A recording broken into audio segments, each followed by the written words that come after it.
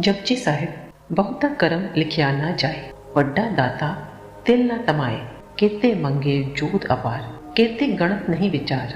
केते खप टुट्टे बेकार, केते लैले मुक्कर पाए। केते मूर्ख खाई खाए, केते दुख भुख सद मार।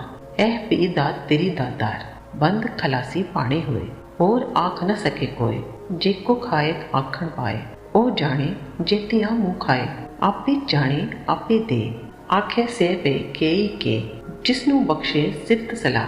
नानक पातशाही पातशाह, उसके उपकार इतने अधिक हैं कि उसको लिखने की स्वरथा किसी में भी नहीं। वह अनेक बख्शिशें करने वाला होने के कारण बड़ा है, किंतु उसे लोभ तिनका मात्र भी नहीं है। कई अनगिनत शूरवीर उसकी कृपा दृष्टि की चाहत रखते हैं, उसकी संख्या की तो बात ही नहीं हो सकती। कई मानव निरंकार द्वारा बद्धित पदार्थों को विकारों हेतु भोगने के लिए जूझ कर मर जाते हैं। कई अकाल पुरुष द्वारा दिए जाने वाले पदार्थों को लेकर मुकर जाते हैं। कई मूढ़ व्यक्ति परमात्मा से पदार्थ लेकर खाते रहते हैं, कभी उसे स्मरण नहीं करते। कईयों को दुख व भूख की मार सदैव पड़ती रहती है, क्योंकि यह उनके कर्मों में लिखा होता है।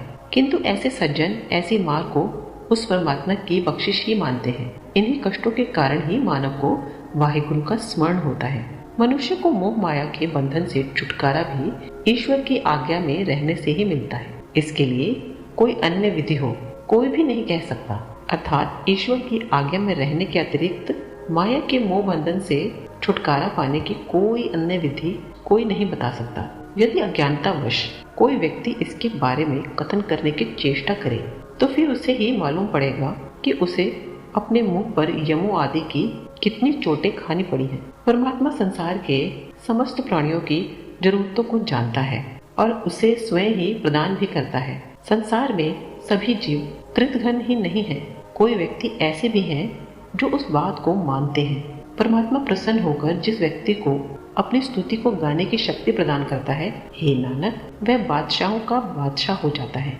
अर्थात उसे ऊंचा व उत्तम पद प्राप्त हो जाता है। वाहिगुरु जी का खालसा, वाहिगुरु जी की फतेह।